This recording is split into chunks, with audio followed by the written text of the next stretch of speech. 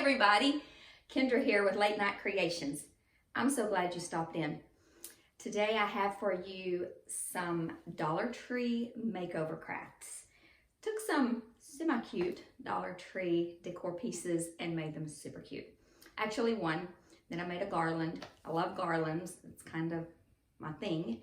Don't have a fireplace mantle to put them on, but I lay them across my piano where you would put your piano music, since nobody around here plays piano music. So give me a big thumbs up, hit the subscribe, it's the little red subscribe down there. Go ahead, hit it, and we'll get started crafting.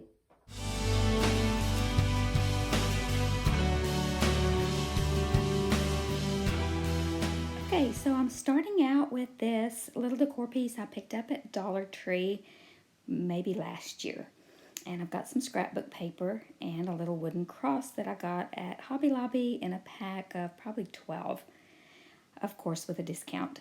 I'm going to cover up this glitter that matches my nails. I'm going to take all the strings off, but we're going to cover up this glitter with this brown paper because I always like for the back of my projects to be finished. So I'm just going to glue it down and then cut out around it.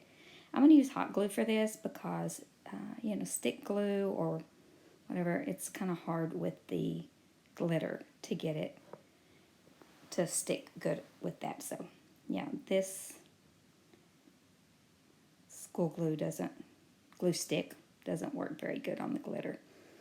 Normally that's what I use, but we're going to use the hot glue on this, just sticking it around there. We just want it to stick on there. Doesn't have to look super pretty. It is the back, but I do like for the back to be finished out. I don't really want that blue glitter on the back of my project, especially since it doesn't even match or coordinate. So this is some wrapping paper, but I normally use that brown mail paper.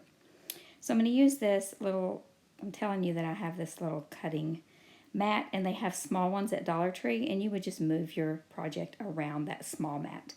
I'm going to use my X-Acto knife to cut this out in the center. Much easier than trying to use scissors. You can get really up close to the edge, and this is super easy, especially with a mat. If you don't have a mat, you could definitely use some cardboard or something underneath it. So we're going to do the inside and the outside, and super easy. Easy peasy. Now, that's all done. Got it flipped over. Now we're going to work on the inside of this egg, and we're just going to cover up the part that has the design on it. And I'm here trying to decide which paper is going to go where. Am I going to do it horizontally? Am I going to do it vertically? So it doesn't fit all the way to the top, but that's okay because we are going to put something up there anyway, so it's not going to matter. So we're going to trace this out. Sometimes when it has a hole in the middle, it can be a little tricky, but it's really not. We're going to just cut the outside of it out, and then I'm going to glue it down and then use that X-Acto knife to cut out the center. So it's not hard. It's super easy. If you can trace and cut like we did in elementary school, it's easy. Okay, here we go. I'm going to use the glue stick. Make sure I've got it where it fits before I start trying to commit to gluing it down.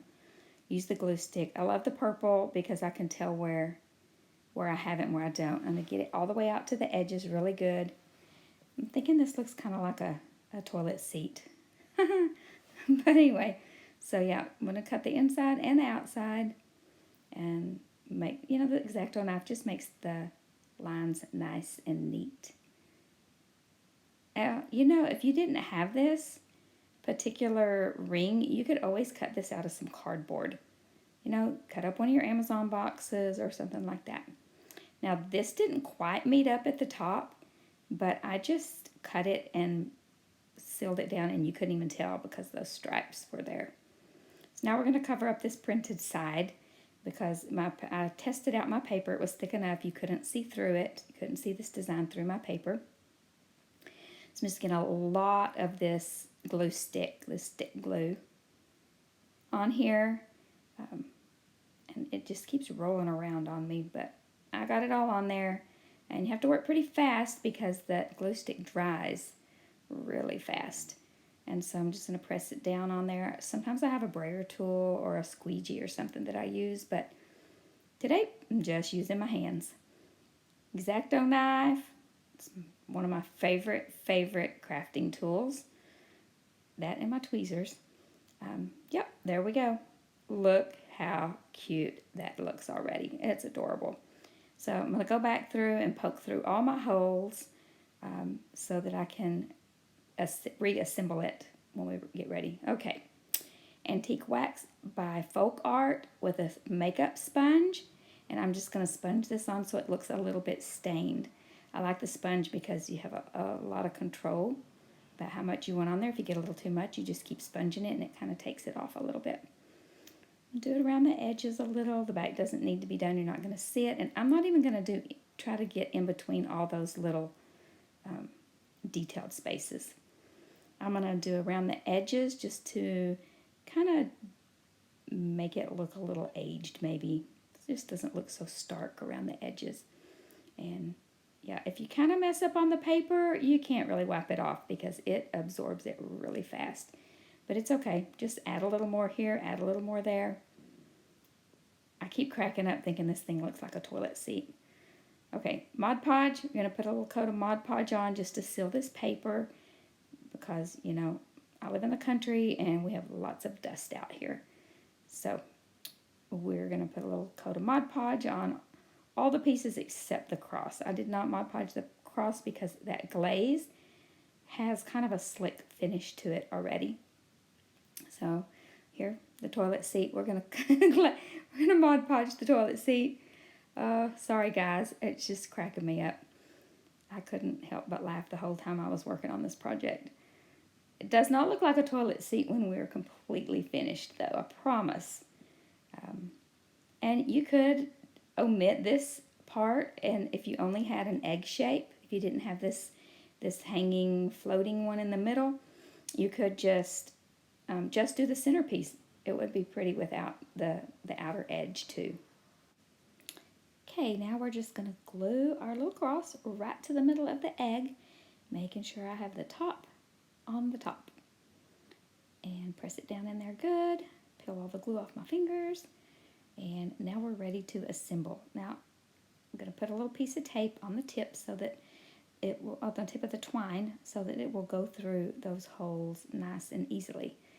Now, I struggled a little bit trying to get these through. You couldn't see it really good on the camera, and so I just kind of skipped through that part. I was making it look way more difficult than it is. You do just have to make sure that you poked your holes through the paper. See, I'm doing that with that little X-Acto knife. That worked really good.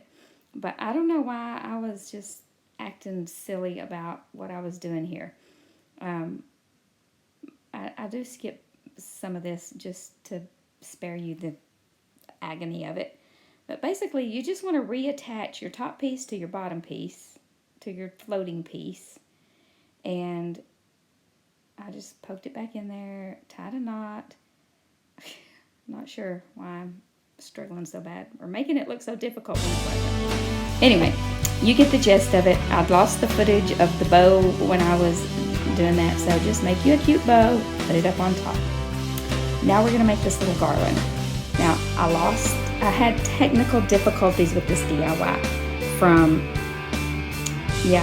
we're just going to leave it at that. But I'm going to show you what I do have. So I have these little eggs I got at Dollar Tree in a package, and they only had one hole in them. So I'm going to make a garland, I needed 2 holes. So I just got out my handy dandy drill and zipped another hole in all 5 of them. And there you go. Quick as that. So then I'm going to take that same scrapbook paper I used on our last project and figure out which papers I want to put on which eggs and how I want to make it work. Trace around them. Now this one I traced on top because I wanted to make sure I had the stripes going the right way, or that they were even or straight. And then just cut it out and glue it down with the glue stick. And I'm not sure if I got on footage of Mod Podging them or not, but you can Mod Podge the top just lightly. You don't want to get too much Mod Podge on there, or your paper can buckle a little bit. But even if it does buckle a little bit, it will relax out, so no worries there. But just glue them all down, poke your holes back through there, so whenever you get ready to put your string through for your garland, you have your little holes ready. And I always want to try to make them look perfect, but it's just really not possible. But once you get the string in, they look great. Now on the Cricut, I did some words. He is risen and worthy is the Lamb. I went back and forth with white or black. I thought the black would be too stark, so I chose to do white. Now I'm using my transfer paper and just scraping the words on. I didn't take the transfer paper all the way off because I want to reuse this.